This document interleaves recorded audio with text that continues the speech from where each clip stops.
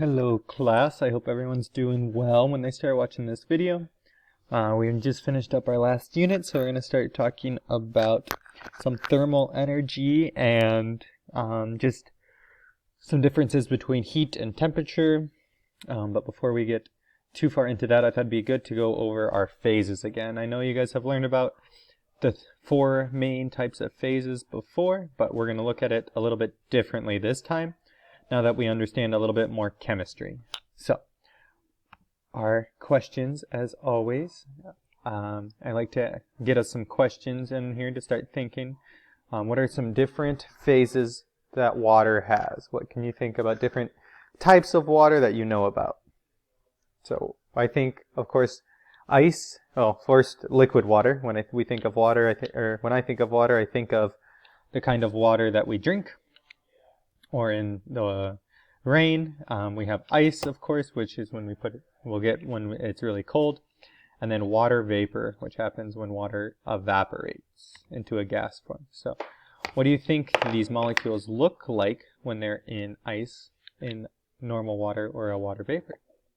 So, do they look close together? Are they bouncing off each other? Are they moving around really quickly? What do you guys think? So just something to get us our brains going before we get started. So by the end of the day, I hope we can be able to describe our four phases of matter. So we have solid, liquid, gas, and then plasma as well. So, oh, there we go. Sorry, I don't know why that was happening. I had to click through it a couple more times. So we're going to look at this in simulation.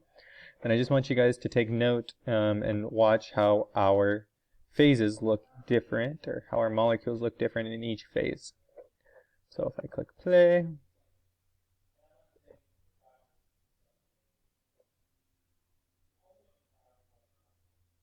we want to do states here, so we're going to do states. Alright, so right now we have different types of molecules we can look at. We can look at neon, argon, oxygen, or water. We're going to start with neon. So if we let's look at our periodic table and find where neon is, just so that we can know what we're looking at. So neon is in our noble gases. It's number 10 on our periodic table. Oh, let me go down a little bit. Sorry, my computer's being a little bit slow. There we go. Number 10, neon. So it's a noble gas, which means it's nice and stable. When I think of neon, I think of how it's used in neon signs. Maybe this will pull up. Yep, so it looks really bright like this. So we see it in a lot of signs, or like this, a neon sign. So that's what we're looking at right now. When we're in a solid state, we are really close together. We're all compact. It's kind of like the desk we're sitting at. When we go to a liquid state, we can see it's more spread out. The molecules are moving differently across. They're not stacked together in one spot, but they're all at the bottom. Maybe this one flew away, or a couple float away, but they're all mainly at the bottom. Kind of like when we put water in a glass. It all kind of stays at the bottom. And when we have a gas, they're just going everywhere. They're going crazy. So, as we can see, let's change this to Celsius. So right now, we're at negative 217 degrees Celsius to make neon a gas. When it's in a liquid, it's negative 246. And a solid is negative 257. Let's do Kelvin. Kelvin makes more sense.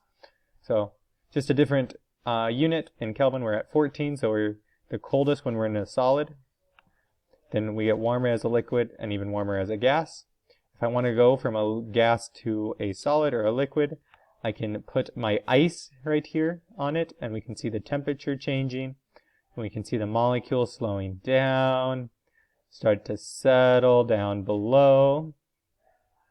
And as we keep getting colder and colder and colder, they all come together to look like they did as a solid. So, that's what neon looks like. The same is going to happen with argon and oxygen. Let's play with oxygen for a little bit. So as we heat oxygen up, it's going to go into more of a liquid form, it'll look a little bit more like this, a little bit more spread out. Solid, it's all nice and stacked together. Liquid's a little bit more spread out, and then as we continue to heat it in from a liquid to a gas, we're going to get it all spread out and floating around, starting to hit each other, starting to hit the walls of our chamber, of our bucket more. And then let's look at water, because I always like to think water is interesting. It's always good. So when we're in a gas, and let's go to Celsius. Let's start in solid. So ice looks a little bit different. It's organized, but it's a little bit spread out. We still see gaps in it. And because of this, this is why ice floats on water. We can see gaps, but there's still a lot of structure to it. For our liquid, we have this nice area right here. It's all at the bottom. It looks like if we had water in our water glass. Oh, and then our gas looks just like the other ones. So I just always think those simulations are a good way to see what's going on a molecular stage. A little bit smaller, a little bit harder to see. So those simulations help. So we're going to talk about solids. So what are anything you can think, can you think of anything in this room that are solids? So maybe it's your desk, maybe it's your bedroom. I thought of the walls themselves, the floor, even maybe we're wearing a mask on right now. We have our definition for a solid is that solids have a fixed volume and a fixed shape. So we can see even though we have a couple different kinds of solids, some are maybe a little bit more spread out, some are maybe very uniform, meaning they all look the same. Every part is very organized in the same way. They both have a very fixed shape. Table salt's always going to look like this, and cotton candy's shape stays the same. So we have two main types. We have amorphous and crystalline. Crystallines have a repeating pattern. So this is things like diamonds, salt, rocks, anything that has a nice pattern that's stacked in here like this is crystalline. And then we have amorphous, which also means shapeless. So there is still a shape to it, but it's not the same pattern over and over. Each one is kind of doing its own thing and makes kind of fun looking solids like this cotton candy up here. So our solids have a fixed volume and a fixed shape. Our liquids, what are some examples you can think of?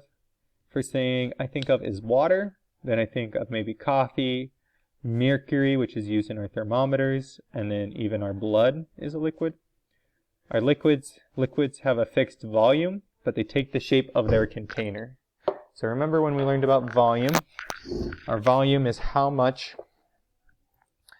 substance is in, or how much matter is in a substance. So how much does it take up? How much space does it take up? Or how much is inside of it, I should say.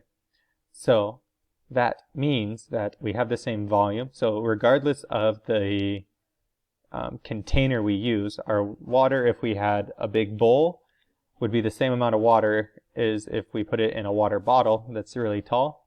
It would look different, but it would have the same volume. And so that's what it means by it takes the shape of their container. An important property of liquids is viscosity. So what this means is it's a resistance to flowing. So something is very viscous, it means it doesn't want to flow very well. So I like to think of honey. Honey is very viscous. So honey doesn't really flow very well. And then our other example of something that does flow really well is water. So if you pour water out, it's going to go everywhere. Sometimes you can turn a honey container upside down and nothing happens. You have to really work to get it out. So it doesn't want to move.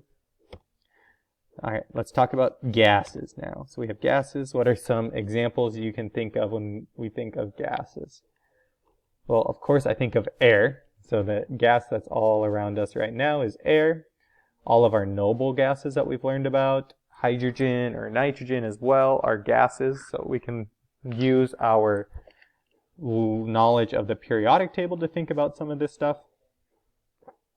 And for gases, we say that gases take both the volume and the shape of the container they're in.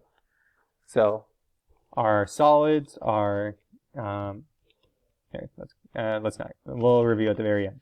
So they will take the volume and the shape of their container. So what that means is they take whatever they're put in and spread out as best they can. If they're put in a small box, they take up the whole box. If they're put in a big box, the same amount of gas, they spread out as best they can. So they take the volume and the shape. Maybe you put them in a box.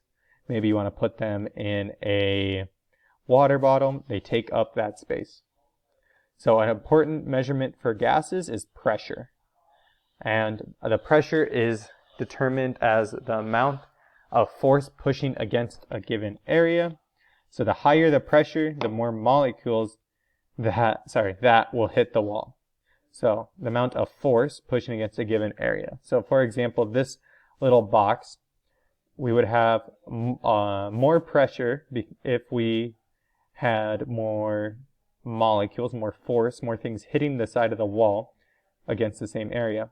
If we had the same amount of air in here and we put it in a smaller container, we would have a smaller area.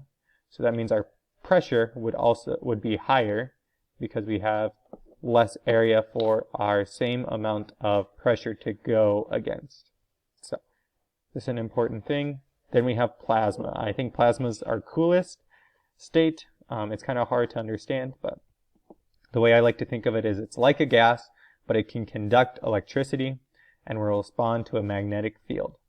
And that's because they're made of ions. So plasma is just ions, but they act like gases. They will take the shape and the space of the container you put them in, but they're all ions. So that means that it is a good conductor, and we can have some really cool chemistry with it. So our examples of some plasma, which I couldn't think of any at first before I started thinking about it, but once I looked into it, our plasmas are welding arcs. So anytime you see someone welding metal, so putting metal together, that's a plasma.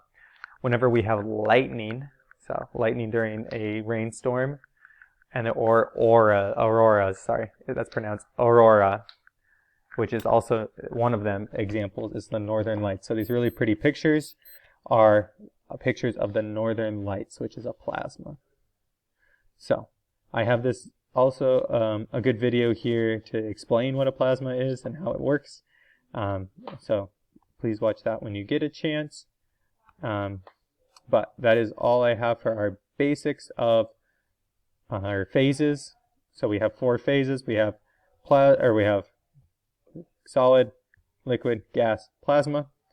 Our plasmas are like gases, but are made of ions. Our gases take both the volume and their shape of their container.